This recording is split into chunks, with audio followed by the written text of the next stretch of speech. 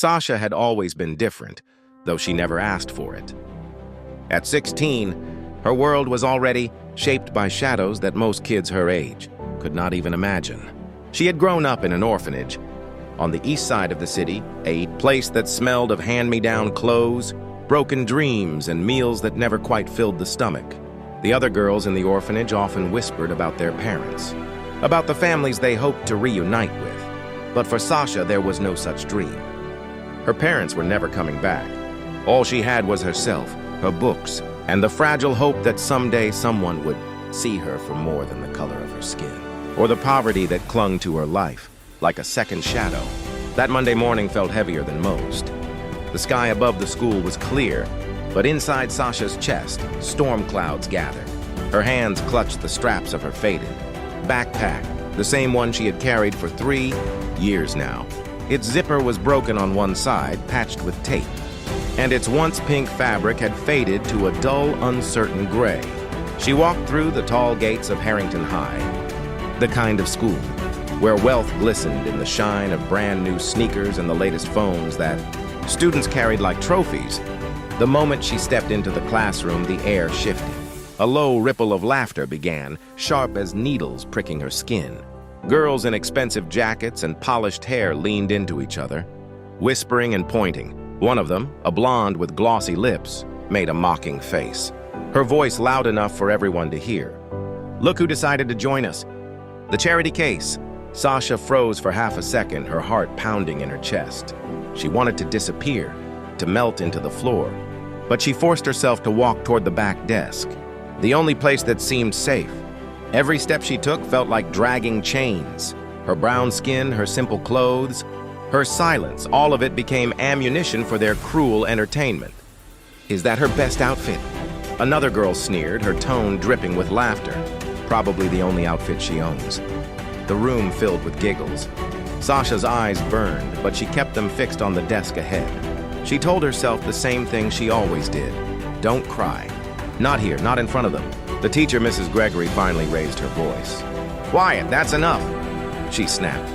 The laughter faded, but not the smirks. Sasha could still feel their eyes on her like knives cutting into her back. She slid into her chair, pressing her palms against the desk as though anchoring herself in place. She thought the moment was over, but it wasn't. A crumpled piece of paper landed on her desk. She opened it and her chest tightened. Scribbled inside in sharp letters, "Go back to where you belong." Her throat closed up. Where did she belong? To them, she didn't belong anywhere. Not in their classroom. Not in their world of wealth and privilege. Not in America that was supposed to be the land of freedom. All they saw was her dark skin, her secondhand clothes, her orphan status. To them, she was invisible until they needed someone to mock. Sasha wanted to shrink, but before she could, a voice whispered near her. "Don't let it get to you," it said softly. She looked up and found a boy standing close to her desk. He wasn't smiling, but his eyes were kind. He leaned in just enough so only she could hear. "They're just rich brats. Don't believe their words." Sasha blinked at him. She wasn't used to kindness.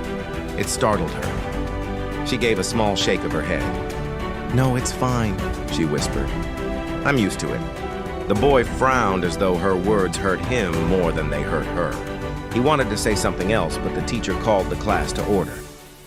For the rest of the morning, Sasha tried to focus, but the whispers and the stares followed her. And then there was her, Rozi. Rozi was the richest girl in school, the kind of person who didn't just walk into a room, she owned it. Her father was a real estate magnate. Her mother an influencer with thousands of followers. Rozi, dressed in designer clothes, drove up in a shiny car every morning and carried herself like she was untouchable.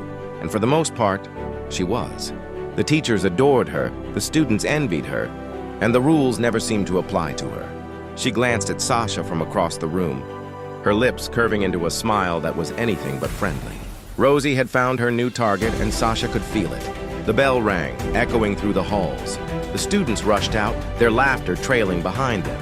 Sasha stayed in her seat for a moment, gathering her books slowly, hoping to slip out unseen. But Rosie's voice rang through the room, loud and sharp. "Careful, everyone. Don't trip over Sasha's poverty on your way out." The room erupted with laughter again. Sasha's chest ached, but she didn't respond.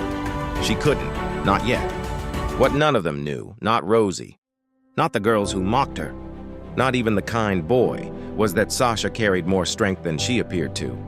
She had lived through hunger, loneliness, and nights filled with tears no one wiped away. She had survived every cruel whisper, every reminder that she was unwanted. And though she didn't know it yet, her story at Harrington High was only just beginning. The next day at Harrington High felt no lighter for Sasha. She walked through the hallways with her head lowered, clutching her books close to her chest. The voices around her still carried laughter. That was never directed with her, but always at her. But this time, something was different. Rozi had her eyes locked on Sasha. Rozi wasn't just another mean girl. She wasn't like the ones who whispered insults behind Sasha's back or scribbled cruel notes on scraps of paper. No, Rozi was far more dangerous. Her cruelty was deliberate, calculated, and wrapped in the confidence that came from being untouchable. Everyone knew Rozi's reputation, though teachers pretended not to. She arrived every morning in a black luxury car, with her driver carrying her bags. She wore diamond earrings, switched her phones every other month, and changed her nail color more often than most students changed their shoes. She was Harrington High's queen, and the school bowed to her, whether willingly or out of fear. But beneath the glamour, there were whispers of what Rozi did outside of school. The older kids knew she had access to things she shouldn't. Tiny bags of powder that passed hands during parties, little pills tucked inside expensive purses. The boys adored her, not just for her looks, but because she could give them what they secretly craved. The girls followed her not because they liked her, but because they were terrified of what would happen if they didn't. And now Sasha, quiet, poor, black Sasha, had caught her attention. At lunch, Sasha sat alone at the farthest table, her tray carrying a sandwich and milk carton, provided by the school's free lunch program. She nibbled on the bread quietly, pretending not to notice the group of students across the cafeteria pointing and laughing. She'd almost gotten used to the isolation, the way nobody wanted to sit with her because they feared being targeted next. But then Rozi walked in. Her arrival was like a scene from a movie. The cafeteria noise dimmed, heads turned, whispers spread. She wore a designer jacket with golden embroidery, her nails polished blood red, her phone glittering with diamonds. She walked with her entourage, 3 girls who followed her like shadows, laughing at everything she said, no matter how cruel. Rozi's eyes scanned the room until they landed on Sasha. A slow smile spread across her lips. Well, if it isn't our charity case, Rozi said, her voice carrying across the cafeteria. How's the orphanage treating you, Sasha? Did they finally give you a second pair of shoes? Or are you still wearing the same ones? Her friends erupted into laughter. Sasha stared down at her sandwich. She told herself not to react, not to give Rozi the satisfaction, but her silence only fueled the fire. Rozi strutted toward her table and slammed her hand down, making Sasha's milk carton topple and spill across the tray. Oops, Rozi said, feigning innocence. Clumsy me. I guess when you don't have much, losing even a little must feel like the end of the world. The cafeteria roared with laughter. Sasha's eyes stung, but she forced herself to clean the mess with napkins, her hands trembling. She wanted to scream, to tell them all to stop, but the words caught in her throat. She wasn't just fighting against Rozi. She was fighting against a system that had already decided who she was: poor, black, orphan, unworthy. Rozi leaned closer, her perfume sickly sweet. She whispered just loud enough for Sasha to hear, "Don't worry, sweetheart. I'll make sure your stay at Harrington High is unforgettable." It wasn't a promise. It was a threat. That night, Sasha lay awake in her small orphanage bed, staring at the cracked ceiling. She thought about her parents, faces she could barely remember. She thought about how unfair life seemed, how every step forward felt like walking into another storm. She wanted to believe in tomorrow, but tomorrow always seemed to belong to people like Rozi. And yet, something inside Sasha refused to break. The following morning, the tension grew worse. Rozi wasn't just content with mocking Sasha anymore. She began spreading rumors, telling other students that Sasha stole money from lockers, that she smelled because the orphanage didn't have proper showers, that she was too dumb to survive Harrington High. The whispers multiplied, and with every whisper, Sasha felt smaller. But she noticed something else too. The boy who had spoken to her the other day, his name was Marcus, kept watching quietly. He didn't laugh when the others did. Sometimes she caught him glaring at Rozi, though he rarely spoke up. Still, even that tiny bit of kindness mattered. One afternoon, while the class was preparing for math, Rozi tossed her designer bag onto Sasha's desk, knocking her books to the floor. "Pick them up," she commanded, smirking. "Isn't that what you're good for?" Sasha froze. The entire class stared, waiting for her reaction. She wanted to shout, to push back, but the fear of standing alone held her down. Slowly, painfully, she bent and picked up her books. Rozi laughed, satisfied. She loved power. She loved control. And in Sasha, she had found her perfect victim. But what Rozi didn't know, what she couldn't possibly predict, was that the math teacher's new challenge would soon shift everything. It would set the stage for betrayal, for exposure, and for a war that Rozi wasn't prepared to lose. For now, Sasha sat quietly, her heart heavy, her spirit tested. She didn't know it yet. But her fight against Rozi wasn't just about surviving high school. It was about proving that even in a world built on wealth, privilege, and racism, truth had a way of finding its voice. And Sasha's voice was only just beginning to rise. The following week, the math classroom buzzed with an unusual energy. Mrs. Gregory stood at the front with a piece of chalk. In her hand, her sharp heels clicking against the floor as she wrote a long equation across the board. Students leaned forward, curiosity lighting their faces. Even the ones who usually hated math seemed interested. When she finished, she turned to the class, her eyes gleaming. "This," she said, tapping the equation with the chalk, "is a problem many college freshmen struggle with. I want to see who among you can solve it. I'll give you all one day. Bring me the correct answer tomorrow." The students groaned, though some looked determined. Mrs. Gregory raised a finger. "But this isn't just any assignment. Whoever solves this correctly will receive a reward. 2 tickets to the Regal Theater for any movie of your choice." Her voice softened, letting the anticipation build. "And 2 dinner vouchers at La Mirage, the city's luxury 5-star restaurant." Gasps filled the classroom. Whispers spread like wildfire. Dinner at La Mirage was a dream. Only the wealthy families could afford it. Even the richest kids perked up, eager at the chance. Sasha's eyes widened. A flicker of hope ignited in her chest. She had never been to a movie theater, let alone a fancy restaurant. To her, this wasn't just a prize. It was a glimpse into a world she had only ever imagined. A chance, however small, to taste something better. She leaned into her notebook and copied the problem carefully, her mind already ticking. Numbers had always been her escape. Where people mocked her for her skin and her poverty, math never judged her.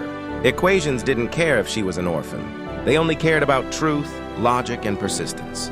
That evening, back at the orphanage, Sasha stayed up late under the dim light of a shared lamp, while the other girls whispered about boys and painted, their nails with cheap polish. She scribbled furiously on sheets of paper. She tried formulas, erased mistakes, and started again. Every time she felt close, she pushed herself further. By midnight, she finally saw it, the solution shining clear as day. She smiled for the first time in weeks, her heart pounding with victory. She wrote it neatly in her notebook, whispering, "I did it. I really did it." But what Sasha didn't know was that danger lurked close. The next morning, she arrived at school, her notebook tucked carefully into her backpack. She planned to raise her hand proudly, to show Mrs. Gregory she could solve it. For once, maybe the whole class would see her as more than the girl they mocked. But before class began, Rozi arrived. Her high heels clicked against the floor, her entourage trailing behind her. She tossed her designer bag onto her desk and leaned back with a smirk. Her eyes locked on Sasha, who sat quietly 2 rows behind. As students chatted, Rozi casually strolled to Sasha's desk. Without a word, she snatched the notebook from Sasha's bag. "Hey," Sasha started, reaching forward. Rozi held the notebook high above her head, flipping through the pages. Her smirk widened as she saw the solved equation. She didn't need to understand the steps, just the final answer written at the bottom. "Interesting," Rozi whispered. "Thanks for the help." She tossed the notebook back, hitting Sasha's desk with a thud. Sasha's chest tightened. Fear swirled with anger. She wanted to shout that it wasn't fair, that it was hers. But before she could speak, Mrs. Gregory entered the room. "All right, class, who solved the problem?" Hands shot up. Rosie's hand was the first, her smile dazzling. Slowly, Sasha lifted her own hand too, her pulse racing. Mrs. Gregory's eyes swept the room. "Rosie, why don't you tell us your answer?" Rosie rose gracefully, flipping her hair back. She spoke with perfect confidence. "The answer is -36.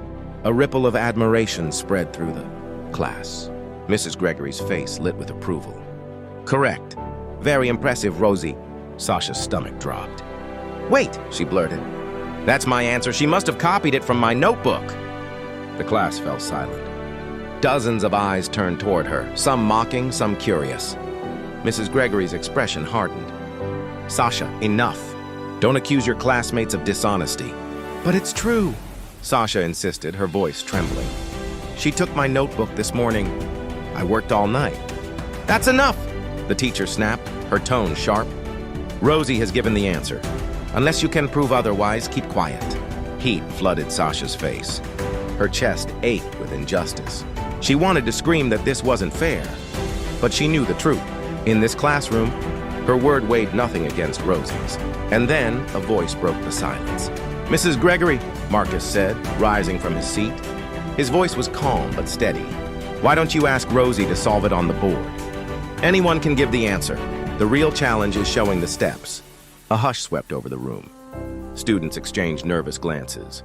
Mrs. Gregory looked at Rosie, then at Marcus. She hesitated. The logic made sense, but did she dare challenge her star student? Rosie's face stiffened for a second, though she quickly masked it with another smile.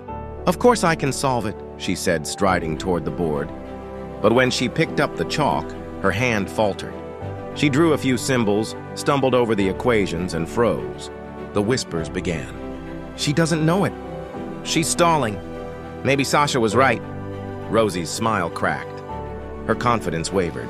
Mrs. Gregory's lips pressed into a thin line. "Sasha," she said reluctantly, "why don't you come up and show us your solution?" Sasha's breath caught in her throat. This was her moment. Slowly she rose, her knees trembling, and walked to the board. She gripped the chalk tightly and began writing. Her steps were steady, precise. Every number flowed into the next. The board filled with her neat handwriting as she explained each part. Her voice grew stronger with every line. When she reached the final answer, the room was silent. She turned, chalk dust clinging to her fingertips. For once, nobody was laughing. Rosie's face burned with rage, though she forced a smirk. Sasha had won this round, but Rosie wasn't finished. Not even close. And as Sasha returned to her desk, her heart beating with cautious pride, she had no idea of the trap Rosie was already preparing. A trap that would threaten to destroy everything she had left. The classroom had never been so quiet. When Sasha finished solving the equation on the whiteboard, the silence carried more weight than the applause of a stadium could have. For once, the students who laughed at her every day couldn't deny what they saw with their own eyes. She wasn't just the poor orphan girl. They had just witnessed brilliance. But the silence broke quickly. Rosie sat stiff in her chair, her jaw clenched, her eyes burning holes into Sasha's back. She had been humiliated in front of everyone, and humiliation was something Rosie did not tolerate. As Sasha walked back to her desk, she felt a spark of pride she hadn't felt in years. Marcus gave her the smallest nod. His eyes filled with something she couldn't quite name. Maybe respect, maybe hope. For a brief moment, Sasha let herself imagine that things could change. That maybe Harrington High wasn't all cruelty and darkness. But Rosie's smile returned, sharp and dangerous. Sasha didn't notice it then, but that smile was a promise. The rest of the class dragged on, but Sasha barely heard the teacher's words. Her mind buzzed with relief. She had proven herself, even if just for a moment. But as the bell rang and students rushed out, Rosie lingered. While Sasha bent to zip her worn backpack, Rozi walked casually behind her, her bag dangling loosely from her wrist. In one smooth, practiced motion, she slipped a small plastic packet into Sasha's backpack pocket. The movement was quick, invisible to anyone who wasn't looking directly at her. By the time Sasha stood up, her bag slung over her shoulder, Rosie was already at the door, smirking. Minutes later, Mrs. Gregory called out, "Before you leave class, stay seated. I need to make an announcement." The students groaned, but settled back into their chairs. Mrs. Gregory cleared her throat. We have been receiving complaints about inappropriate behavior among some of our students, drugs specifically.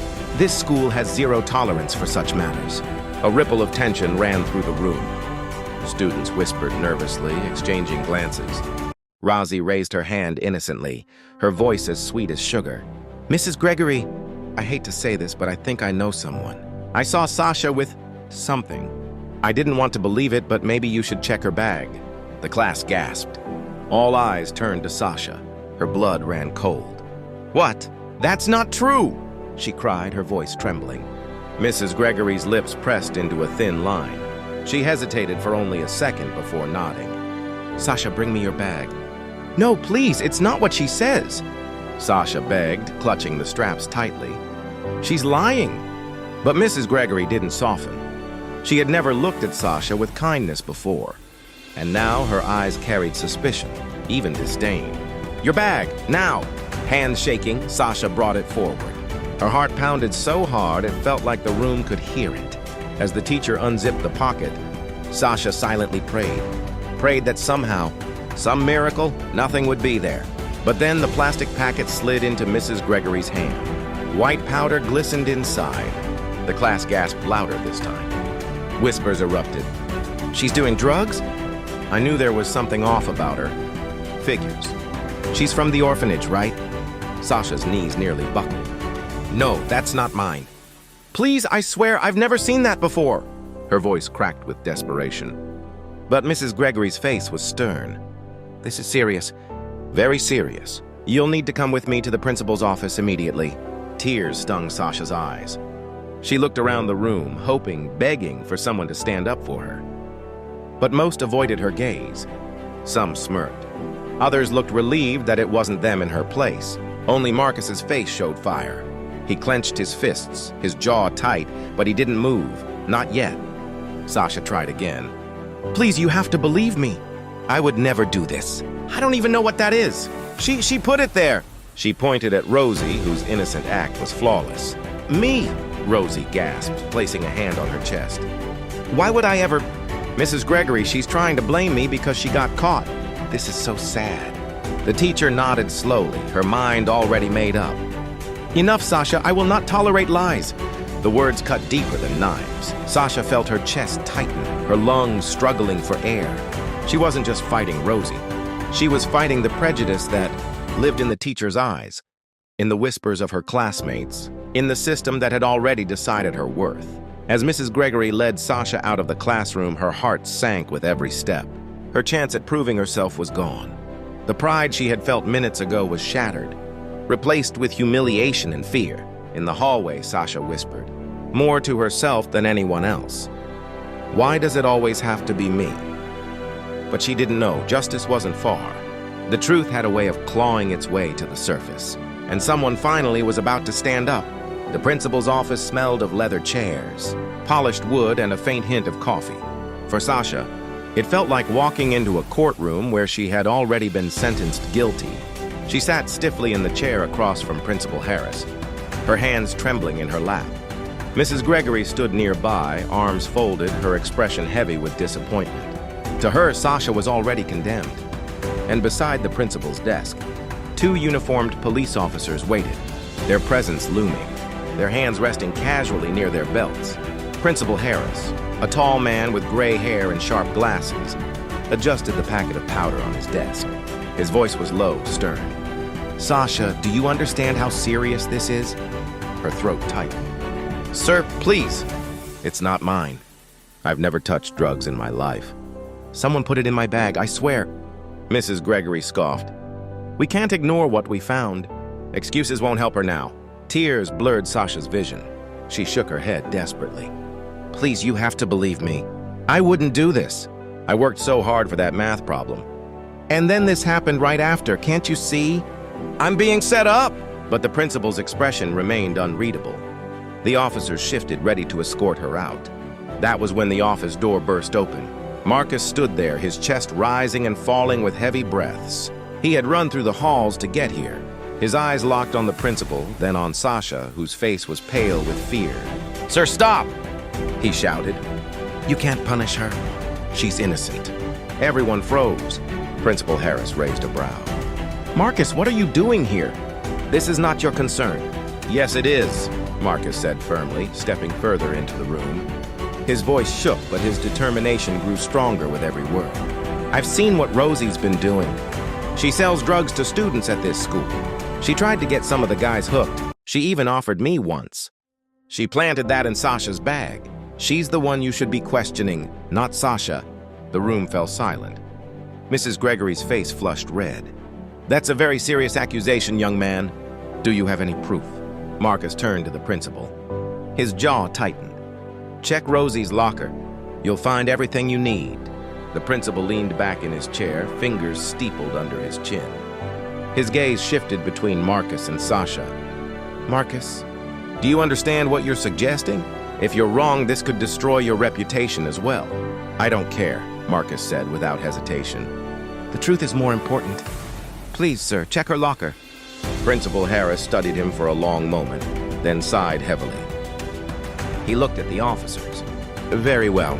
Escort us to the lockers. Let's put an end to this."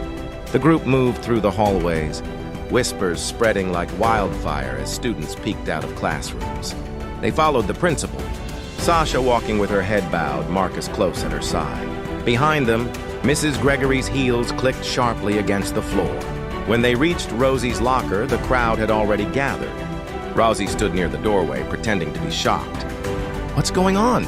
she asked sweetly, though her eyes flickered with unease when she saw the officers. "Open your locker," Principal Harris ordered. "Mine?" Rozi laughed, her tone dripping with disbelief. "Sir, that's ridiculous. I would never—" "Now," the principal said firmly. Rozi hesitated, then slowly turned the lock.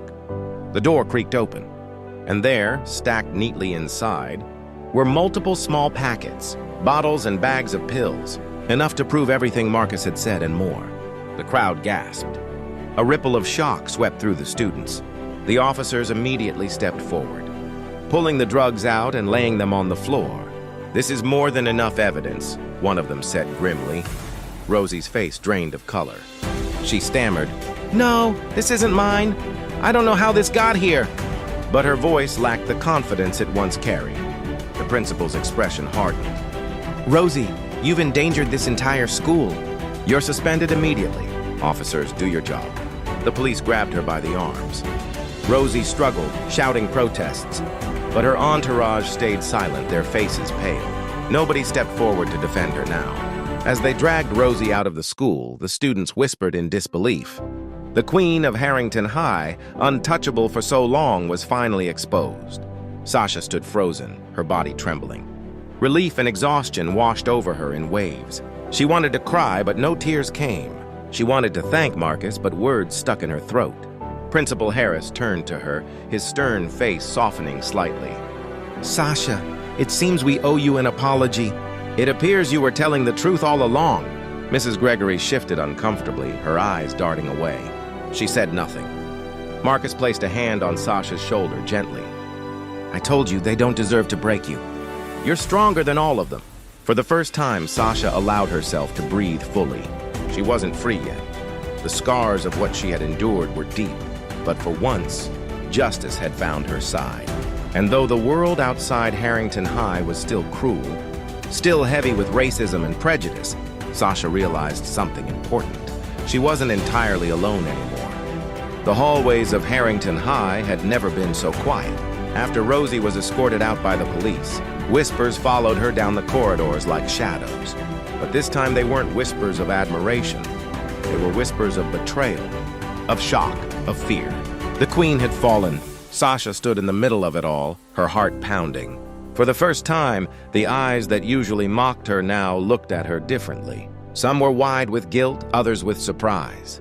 But what mattered most was that they weren't laughing. The principal led Sasha and Marcus back into his office. Mrs. Gregory followed behind, her face pale, her hands wringing nervously. The evidence from Rosie's locker still weighed heavily in everyone's minds. Principal Harris cleared his throat and sat behind his desk. His stern voice carried less authority this time, more humility. "Sasha," he began, "what happened today should never have happened to you. You were unfairly accused. You showed courage when most would have broken under the weight of such lies. Sasha's eyes burned with tears. She wanted to believe his words, but part of her still ached from the memory of him doubting her, from Mrs. Gregory's sharp dismissal. "Sir, no one believed me," she whispered. "Everyone thought I was guilty the second they looked at me." The principal's gaze softened. "I understand, and I cannot erase what you went through, but I promise you this school will be different from now on. We will address this behavior, not just from Rozi, but from anyone who dares to bully or discriminate." Mrs. Gregory shifted uncomfortably. Finally, she spoke, her voice low. "Sasha, I owe you an apology. I judged you unfairly. I saw only what I expected to see. That was wrong." The words hung in the air. For a moment, Sasha didn't know how to respond. Apologies were rare in her world. She nodded slightly, her voice steady. "Thank you. But it's not just about me. It happens to people like me every day." Marcus looked at her with quiet pride. Even now, with her pain still fresh, Sasha spoke with strength. When they left the office, the students in the hall parted like waves around them. Some of the same kids who once laughed at Sasha now avoided her eyes. A few murmured, "Sorry," though most stayed silent. It didn't matter. Sasha didn't need their words. She had survived without them, and she would keep surviving. That afternoon, Sasha sat alone under the old oak tree outside the school.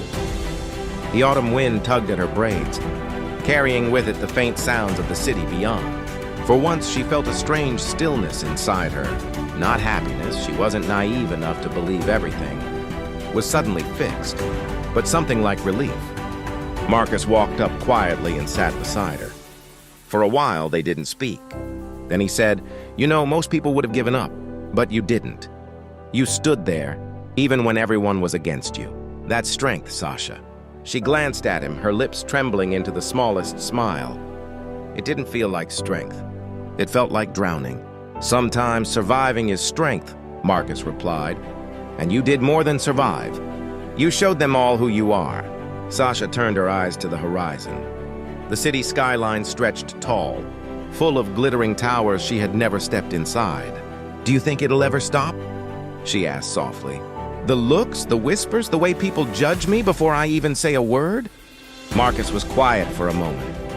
Then he said, "I don't know if it'll stop, but I know you'll rise above it. You already have." For the first time in years, Sasha allowed herself to imagine a future, not one shaped by cruelty, but by possibility. She thought about the prize she never officially received, the movie tickets and the dinner vouchers. Maybe she didn't need them after all. Her victory was larger. She had walked through fire and emerged unburned. As the final bell rang and students streamed out, Sasha stood. She tightened the straps of her faded backpack, her heart a little lighter. The orphanage still waited for her, the cracked walls and crowded bunks. Life was still hard, unfair, and lonely. But now she carried something new inside. Her. A reminder that truth could break through lies, that courage could silence cruelty, and that even in a world stacked against her, she had a voice. And maybe, just maybe, that voice could change more than just her own story. Sasha walked away from Harrington High with her head held higher than before. She wasn't invisible anymore. She wasn't broken. She was beginning again.